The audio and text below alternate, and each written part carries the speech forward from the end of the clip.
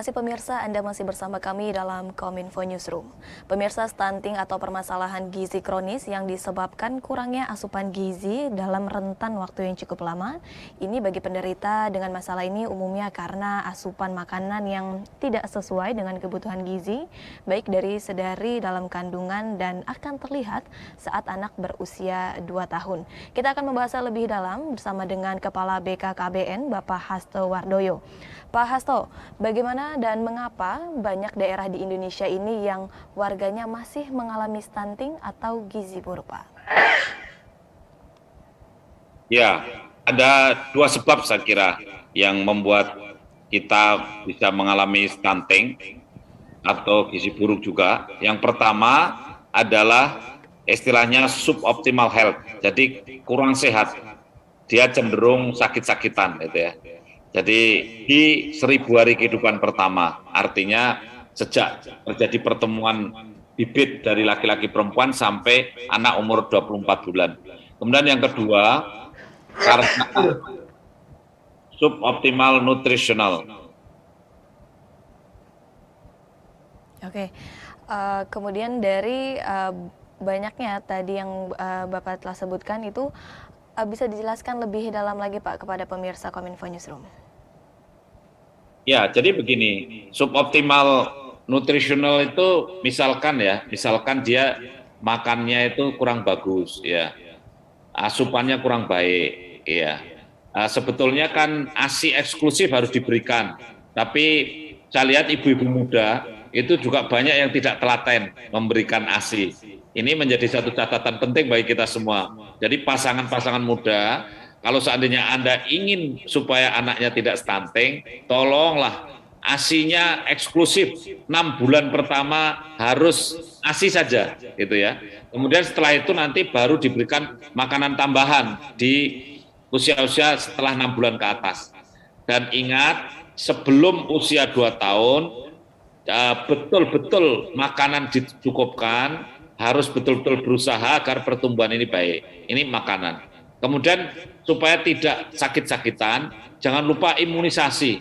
Itu penting ya. Jadi imunisasi dasar mencegah TBC, mencegah difteri, dan juga termasuk sekarang banyak penyakit-penyakit yang juga bisa dicegah dengan imunisasi. Oleh karena itu saran saya, tolong imunisasi dasar jangan dilupakan. Ya, ini saya kira untuk supaya dia tidak sakit-sakitan dan dia tidak kekurangan gizi. Ingat terkait dengan gizi itu, protein hewani itu penting sekali. Protein hewani penting sekali. Jadi jangan mie terus saja itu. Kadang-kadang maunya nggak repot. Jadi begitu nangis mie, begitu nangis belikan cilok, gitu. Ini repot sekali ini. Jadi tolong protein hewani. Ya, selemah-lemahnya tetap protein hewani. Telur adalah contoh protein hewani yang sederhana, mudah dan murah itu. Daripada untuk beli mie, mending untuk beli telur. Ya, kalau menurut saya begitu ya. Ikan juga mudah dan murah. Lele saja kalau tidak bisa beli yang mahal-mahal, sudah sangat berkhasiat untuk mencegah stunting. Dan yang ketiga, yang terakhir itu sebetulnya parenting ya. Jadi anak yang diasuh tidak happy ya, tidak gembira anaknya itu, jangan harapkan dia akan tumbuh dengan baik. Kalau selalu di pressure, dia stres, bapak ibunya juga memberikan stresor yang berat pada anaknya, jangan harapkan dia happy dan jangan harapkan dia suka makan. Ya, maka anak harus dibuat happy, jangan dimarah-marahi gitu ya. Itu intinya, harus happy ya. Begitu. Jadi faktor penyebabnya juga dari makanan ya Pak, mulai dari 1 hingga 6 bulan itu untuk pemberian ASI, kemudian juga kegiatan imunisasi menjadi penting untuk pengisian di buku KIA di puskesmas itu juga menjadi perhatian ya Pak ya. Dan jika kita mengerucut lebih dalam lagi nih Pak, untuk daerah, kan tadi kita sudah mengetahui mengapa di beberapa daerah mengalami stunting, tapi jika kita ingin mengetahui daerah mana saja yang angka stuntingnya ini lebih tinggi dan di atas rata-rata nasional biasanya Pak? Ya, memang kita masih harus punya perhatian yang besar terhadap daerah-daerah yang kesenjangannya tinggi, seperti katakanlah Nusa Tenggara Timur, kemudian juga Sulawesi Barat, kemudian juga Nusa Tenggara Barat, ya, kemudian juga Aceh, ya, Sulawesi Tenggara, ini juga penting, kemudian Kalimantan Selatan, Kalimantan Barat, ini daerah-daerah yang penting untuk diperhatikan karena angka stuntingnya masih cukup tinggi. Nah, oleh karena itu, saya kira sekarang ini BKKBN agak memfokuskan kepada daerah-daerah yang tadi, yang saya sebutkan tadi, ditambah daerah-daerah yang stuntingnya prosentasinya rendah, tapi jumlahnya besar, karena penduduknya besar, seperti katakanlah Jawa Barat, Banten, ya kemudian juga Jawa Timur, kemudian Jawa Tengah. Nah ini menjadi perhatian juga Sumatera Utara, karena jumlah penduduk yang besar. Oleh karena itu, saya berharap betul peran keluarga harus ditingkatkan supaya perhatian terhadap sejak hamil sampai melahirkan itu betul-betul menjadi perhatian suami, keluarga harus care terhadap istrinya yang hamil itu. Karena stunting ini harus dicegah dari hulu sejak sebelum hamil, ya. Dia nikah sebelum hamil, sebelum bulan madu harus disiapkan 3 bulan sebelumnya. Ini penting sekali. Sekali lagi 3 bulan sebelumnya. Begitu. Baik, parenting orang tua mempengaruhi faktor bahwa anak akan menjadi stunting atau tidak. Kemudian Pak, sejauh mana progres atau upaya pemerintah untuk menekan bahkan mengurangi bagi penderita stunting? Ya, upaya kita yang pertama ya, kita selalu mensosialisasi terkait dengan masalah makanan yang baik, yang gizi seimbang kepada baduta bawah 2 tahun dan juga tentu balita. Kemudian sekarang ini juga pemerintah menyiapkan sejak sebelum nikah. Ini program pemerintah. Kalau tadi ditanyakan program pemerintah, maka jawaban saya sebelum menikah 3 bulan, BKKBN sebagai ketua pelaksana percepatan penurunan stunting itu bekerja sama dengan Kementerian Agama untuk membuat aturan baru bahwa 3 bulan sebelum nikah calon-calon manten tidak hanya dikonseling tetapi diperiksa. Yang diperiksa apanya? Tinggi badan, berat badan, kemudian lingkar lengan atas, kemudian HB-nya. Karena banyak sekali remaja-remaja putri yang anemia, ya cantik, langsing tapi anemia. Karena apa? Karena memang dia kurang gizi, ya. Nah, kemudian juga banyak yang cantik, langsing, bagus tapi lingkar lengan atasnya kurang 23,5 cm. Karena mengejar supaya langsing tadi, diet itu. Akhirnya kalau hamil juga bayinya kurang nutrisi. Nah inilah upaya-upaya pemerintah untuk selalu menggalakkan dan membuat terobosan-terobosan.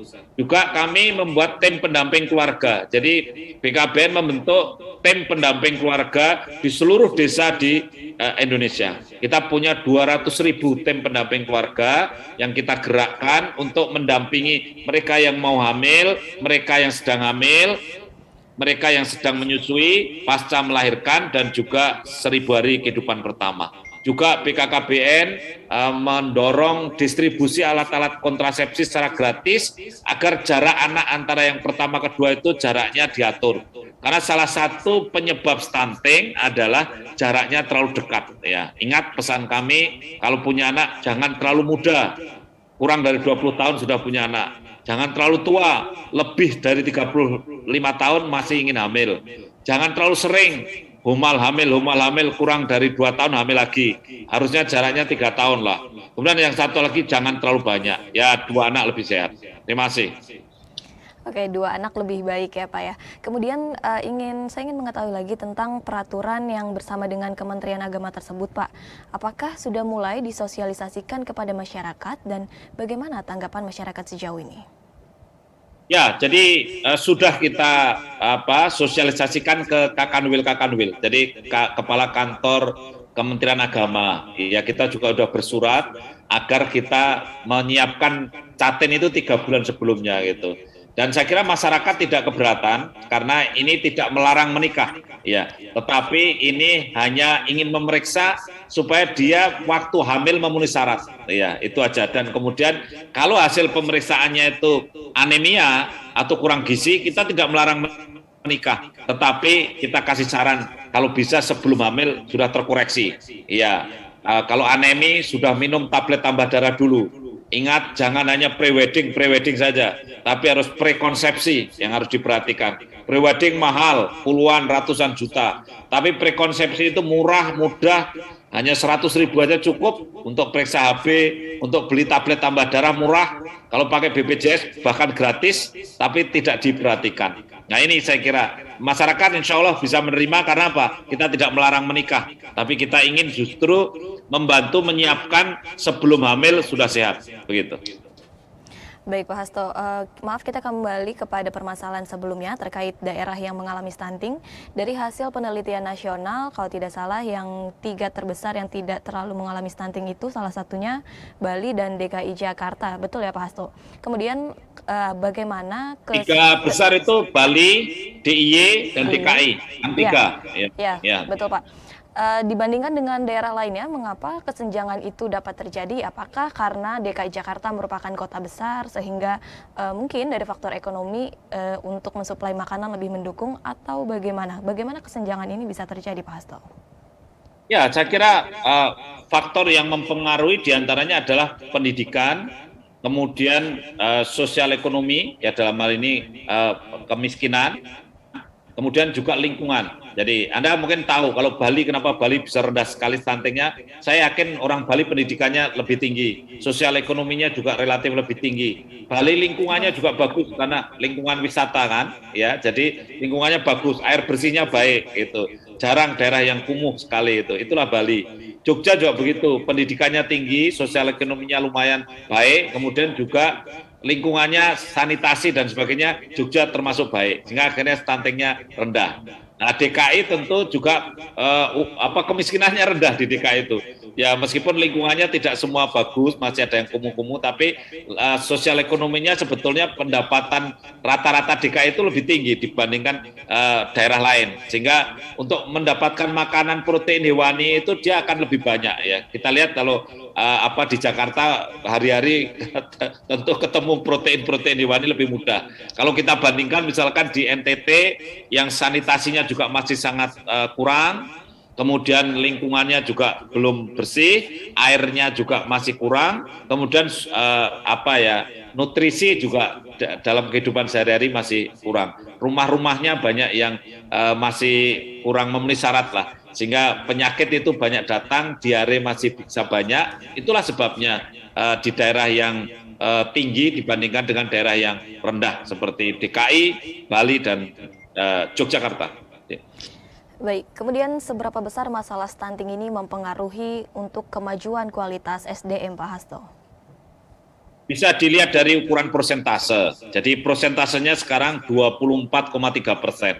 Jadi saya kira semua bisa membayangkan kalau kita punya anak 100, di kampung itu ada anak 100, maka Anda bisa bayangkan bahwa di antara 100 itu ada 24 yang dia stunting. Ya, artinya kalau masalah seberapa besarnya itulah kenyataannya. Dan stunting itu dampaknya kan 3. Ya, 1 dia jelas tidak tinggi badannya. Stunting pasti pendek. Tapi pendek belum tentu stunting. Dampaknya apa? 24 orang dari 100 itu nggak bisa jadi pramugari, nggak bisa jadi TNI, nggak bisa jadi Polri ya. Ya, saya kira ini contoh real saja. Yang berikutnya 24 dari 100 itu tidak cerdas. Jadi sekolahnya mungkin secara akademik sulit untuk sukses ya. Untuk menjadi presenter, untuk menjadi artis itu sulit sekali karena memang tidak cerdas, responnya lambat gitu ya. Kemudian yang berikutnya besok kalau di hari tua itu umur 45 tahun mudah sakit-sakitan, yaitu tekanan darah tinggi, kemudian stroke, jantung, kemudian diabetes. Ini penyakit-penyakit yang populer di dalam orang-orang stunting setelah usia tua. Jadi bisa dibayangkan kalau punya warga masyarakat 100 yang 24-nya seperti itu, saya kira Anda bisa bayangkan, semua bisa bayangkan, kita repot karena punya 25%, 24%, seperempat kurang dikit, itu menjadi urusan orang lain, cenderung menjadi beban orang lain, tidak menjadi daya ungkit modal pembangunan, tetapi justru menjadi beban pembangunan. Saya kira itu gambaran secara umum. Ya, baik Pak Hasto selaku Kepala BKKBN Hasto Wardoyo, terima kasih sudah bergabung bersama kami Pak dalam tema cegah stunting dan kenali penyebabnya. Terima kasih Pak Hasto Wardoyo selaku Kepala BKKBN yang telah bergabung bersama kami dalam tema cegah stunting dan kenali penyebabnya. Pemirsa tetaplah bersama kami karena Kominfo Newsroom akan segera kembali.